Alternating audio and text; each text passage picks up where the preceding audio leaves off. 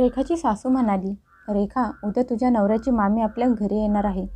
एक काम कर, आत्ता सगळी तयारी करून ठेव, म्हणजे उद्या त्यांच्याशी गप्पा मारायला वेळ मिळेल. दुधाची खीर बनवून ठेव. ती थंड झाली की फ्रीजमध्ये ठेवून दे. थंड खीर खायला छान लागते. रेखा म्हणाली, हो आई, तुम्ही मला सांगून ठेवा उद्यासाठी काय काय बनवायचं आहे, म्हणजे मी तशी तयारी करून ठेवते. तिची सासू म्हणाली, ठीक आहे रेखा, मी तुला सांगते, चल माझ्यासोबत किचनमध्ये. किचनमध्ये गेल्यानंतर त्यांनी काय काय बनवायची याची लिस्ट सांगितली. त्यांनी छोले भिजवून ठेवायला सांगितले. भाज्यांसाठी लागणारे मसाले बनवून तयार ठेवायला सांगितले, म्हणजे उद्या सकाळी लवकर लवकर सगळं काम आवरता येईल. उद्या सकाळी कोशिंबीर आणि पुलाव बनव, असं म्हणत तिची सासू किचनमधून बाहेर आली. आणि मग रेखा किचनमध्ये कमरेला पदर खोचून दुसऱ्या दिवसाची तयारी करायला लागली. एकीकडे खीर बनवण्यासाठी दूध उकळायला ठेवले. दुसऱ्या बाजूला भाज्यांसाठी लागणारे मसाले तयार करायला लागली. जवळजवळ उद्याची सगळी तयारी करून ठेवली. खीर बनवून तयार झाली होती. तिने ती बाजूला थंड व्हायला ठेवून दिली. सगळी तयारी झाल्यानंतर तिची सासू किचनमध्ये आली आणि म्हणाली, चल रेखा, मी तुला सगळं व्यवस्थित ठेवायला मदत करते. तू काम करून खूप थकली असशील, त्यामुळे आपण दोघी मिळून किचन आवरू, म्हणजे तू बाहेर जाऊन आराम कर. तोपर्यंत मी आपल्या दोघींसाठी चहा बनवून आणते.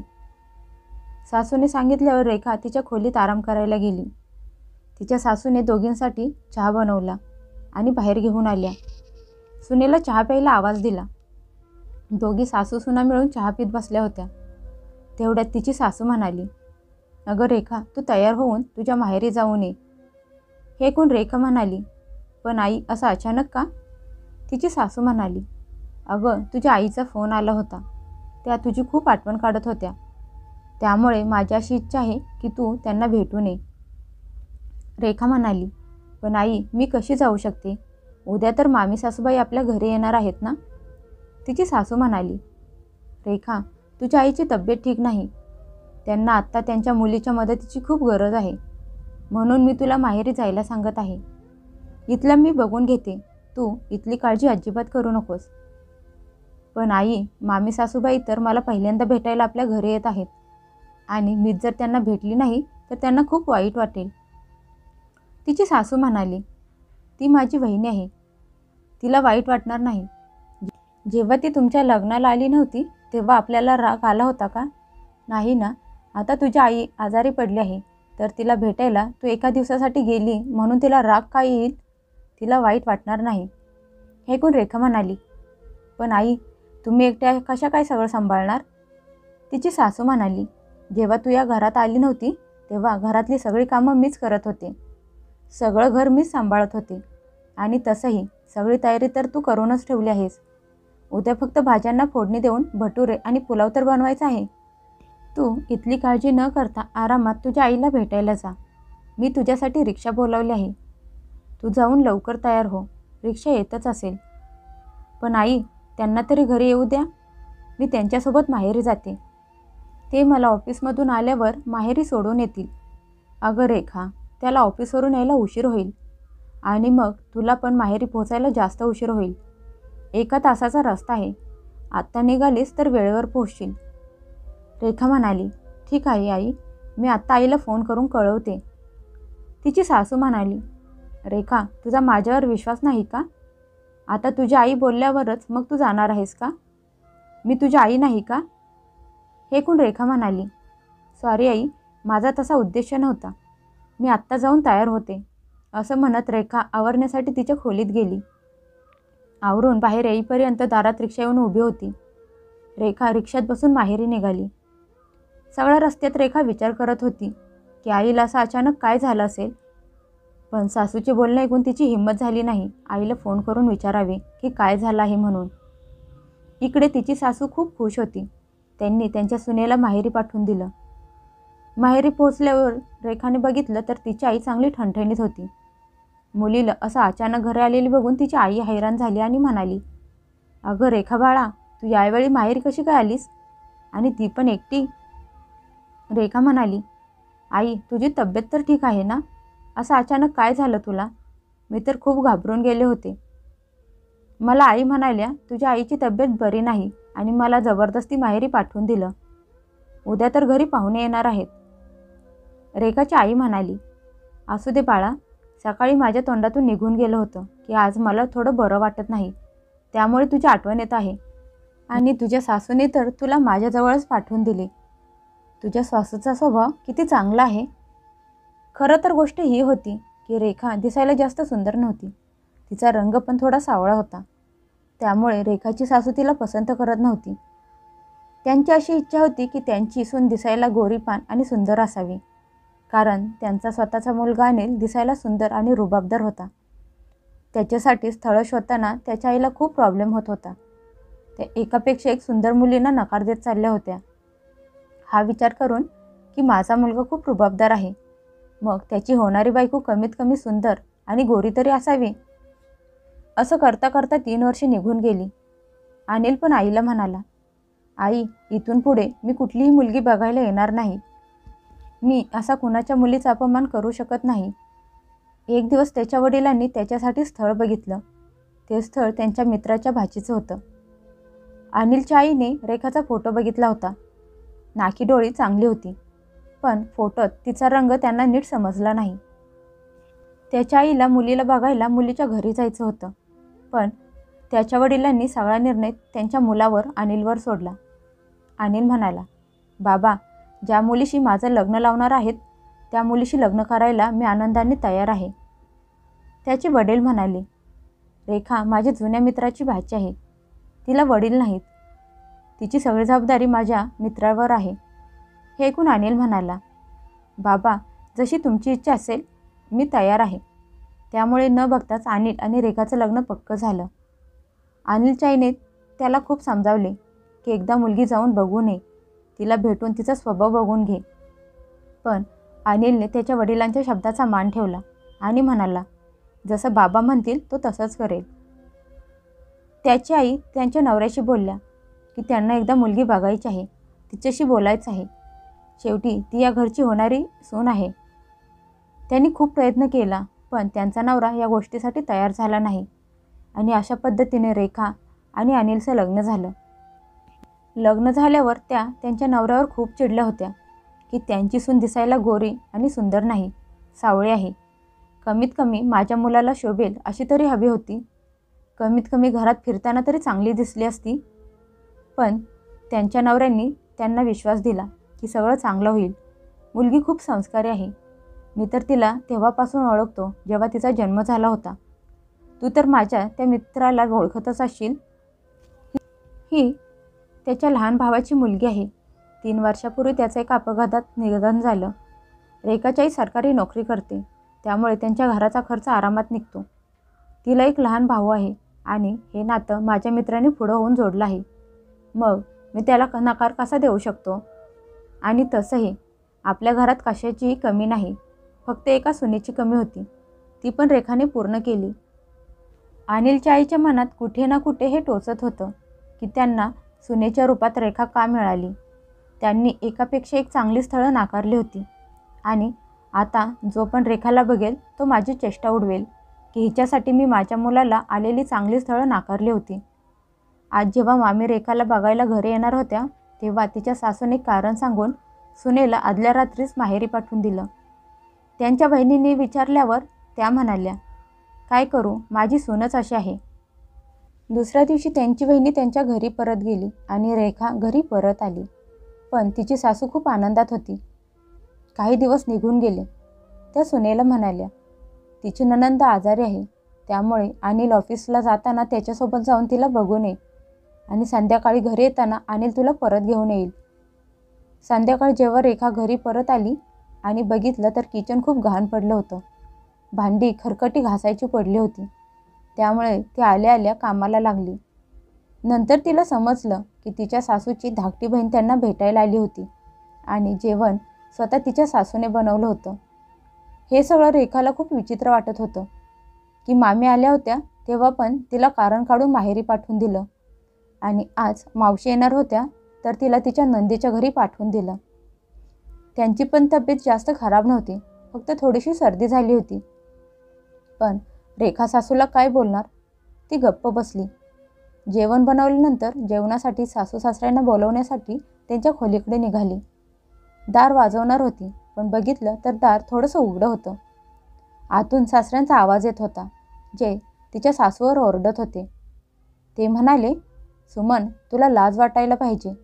त्या दिवशी तुझी वहिनी आली होती तेव्हा तू सुनबाईला कारण काढून माहेरी पाठवलंस आणि तुला माहीत होतं की तुझी बहीण येणार आहे, तर तू सुनबाईला आपल्या मुलीच्या घरी पाठवलं. नक्की तुझी इच्छा काय आहे? हे ऐकून तिची सासू म्हणाली, माझी काय इच्छा आहे? तुम्ही समजलात का कधी? मला एक सुंदर गोरीपान मुलगी सून म्हणून हवी होती आणि तुम्ही ही सावळी मुलगी आणून माझ्या डोक्यावर बसवली. कमीत कमी हे तरी बघायचं होतं की माझा मुलगा दिसायला सुंदर, उंच आहे आणि त्याच्यासाठी तुम्ही काय केलं? माझ्या बहिणीची सून गोरीपान फॉरेनर मुलीसारखी दिसते आणि माझ्या बहिणीची सून पण सुंदर आहे. त्या दोघींच्या मध्ये माझी सून बसली तर कशी दिसेल? त्यामुळे माझी इच्छा नव्हती की माझ्या माहेरच्या लोकांनी माझ्या या असल्या सुनेला बघावं. काही दिवसांनी माझी बहिणी आणि बहीण त्यांच्या मुलाच्या आणि सुनेच्या सोबत आपल्या घरी येणार आहेत आणि त्यावेळी जरी माझी सून घरात असेल तर मला खूप लाज वाटेल. ते लोक माझ्यावर हसतील, म्हणतील किती स्थळं दाखवली होती, पण मला एकही मुलगी आवडली नाही आणि हिच्यासारखी उचलून आणली. हे सगळं ऐकून रेखाचे डोळे भरून आले. ती उलट्या पावलांनी किचनमध्ये परत आली. असं दाखवलं तिने काहीच ऐकलं नाही आणि शांतपणे टेबलवर जेवण वाढायला लागली. जेवण वाढताना तिने नवऱ्याला सांगितलं की आईबाबांना जेवायला बोलवून आणा. जेवण झाल्यानंतर सगळे जाऊन झोपले. रेखाला कधी कळलंच नाही की तिची सासू तिला पसंत करत नाही. आता रेखा त्या दिवसाची वाट बघायला लागली, ज्या दिवशी तिची मामी सासू आणि मावशी सासू त्यांच्या मुला आणि सुनेसोबत घरी येणार होत्या. एक दिवस तिचे सासरे म्हणाले, रेखा, उद्या सकाळी मी जे काही तुला करायला सांगेन ते तुला करायला लागेल. रेखाने पण होकार दिला. दुसऱ्या दिवशी तिची सासू उठली नाही, कारण त्यांना खूप ताप आला होता आणि रेखा त्यांना चहा नाश्ता देऊन गायब झाली होती. त्या दिवशी घरात पाहुणे पण येणार होते. त्यांनी नवऱ्याला विचारलं की सुनबाई कुठे आहे? हे ऐकून त्यांचा नवरा म्हणाला, मी सुनबाईला तिच्या माहेरी पाठवून दिलं. हे ऐकून रेखाची सासू म्हणाली, अशी कशी तुम्ही तिला माहेरी पाठवून दिलं? तुम्हाला माहीत आहे ना, आज माझ्या माहेरचे लोक आपल्या घरी येणार आहेत. घरातलं काम कोण करणार? जेवण कोण बनवणार? त्यांचा नवरा म्हणाला, तू या सगळ्या गोष्टींची काळजी करू नकोस आणि तसंही तुझ्या माहेरचे लोक दुपारीच्या जेवणापर्यंत येणार आहेत. ते यायच्या अगोदर सगळी व्यवस्था होईल. तू जाऊन आराम कर, तू आजारी आहेस.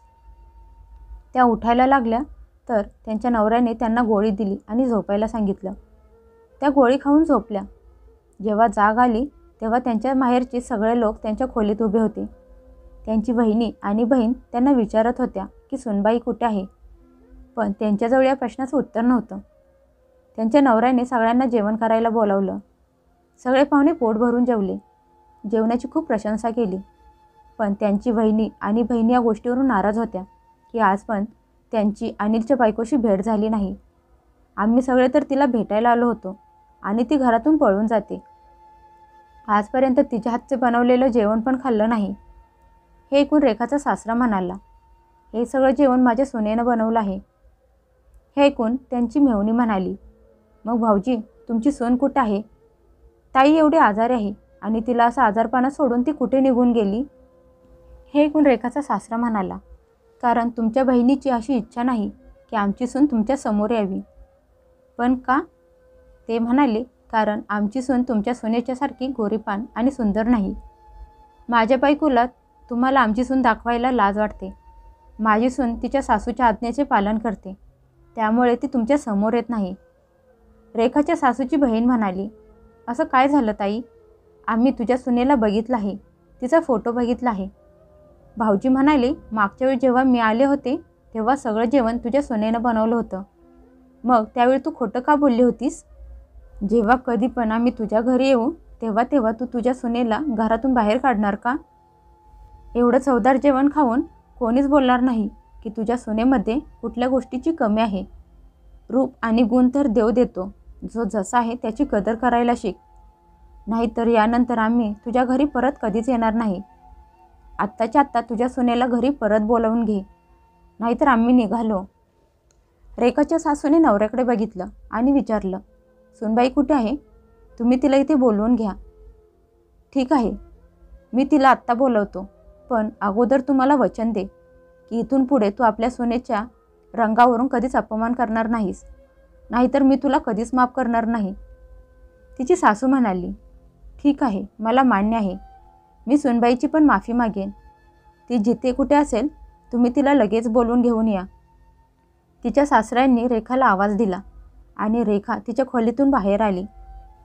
सगळे लोक हॉलमध्ये बसले होते. तिची सासू, सासरे, मामी, मावशी आणि त्यांची मुलं आणि सुना. समोरून येत असणारी रेखा. तिने छान गुलाबी रंगाची साडी आणि हलका मेकअप केला होता. गळ्यात मंगळसूत्र घातलं होतं. तीच रेखा तिची सासू कायम तिला भडक रंगाची साडी नेसायला सांगत असायची. त्यात ती अजूनच काळी दिसत होती, पण आज जी साडी ती नेसली होती त्यात ती खूप सुंदर दिसत होती. आल्या आल्या तिने सगळ्यांना नमस्कार केला आणि मग तिने सासूकडे बघितलं. तिची सासू उठली आणि सगळ्यांच्या समोर तिला मिठी मारली आणि म्हणाली, रेखा, मला न सांगता कुठे गेली होतीस? रेखा म्हणाली, सॉरी आई, आज मी जे काही केलं ते बाबांच्या सांगण्यावरून केलं. रेखाने सगळ्यांच्या समोर हात जोडले आणि म्हणाली, मी याबद्दल तुमच्या सगळ्यांची माफी मागते. तुम्ही यायच्या वेळी मी प्रत्येक वेळी घरात नसायचे.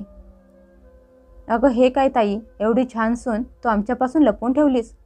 तुला माहीत आहे का ताई, आम्ही कधीपासून येऊन बसलो आहोत? तुला तर माहीतच नव्हतं. बेशुद्ध पडली होतीस. तुझ्या डोक्यावर थंड पाण्याच्या पट्ट्या ठेवल्या, तशात तुला औषध दिलं आणि तू झोपलीस. तुझ्या सुनेने आमच्यासाठी नाश्ता बनवला, आमचा छान पाहुणचार केला आणि तू अजूनपर्यंत तिच्या रंगाला घेऊन बसली होतीस. लक्षात ठेव ताई, तुझ्या चांगल्या वाईट वेळी तुझी ही सून तुझ्या उपयोगी पडणार आहे. जर तुझ्या मुलालाच काही प्रॉब्लेम नाही तर तू तिच्या रंगाला घेऊन का परेशान होत आहेस? आणि हा रंगरूप कायमचा थोडीच राहणार आहे. जर तुला तुझ्या मुलाला आनंदात सुखात बघायचं असेल आणि घराची सुख शांती हवी असेल तर सुनेला कायम खुश ठेव. जर सून खुश आनंदात असेल तर घर सदा खुश आनंदात राहील. आता हीच तुझ्या घरची लक्ष्मी आहे. रेखाची सासू म्हणाली, तुम्ही दोघी बरोबर बोलत आहात. मी वचन देते की इथून पुढे मी कधीच माझ्या बोलण्याने वागण्याने सुनेचं मन दुखावणार नाही. आणि रेखा, मला माफ कर. माहीत नाही, माझ्या मनात या गोष्टीनं घर केलं होतं, पण आता असं होणार नाही. असं म्हणत परत एकदा त्यांनी रेखाला मिठी मारली.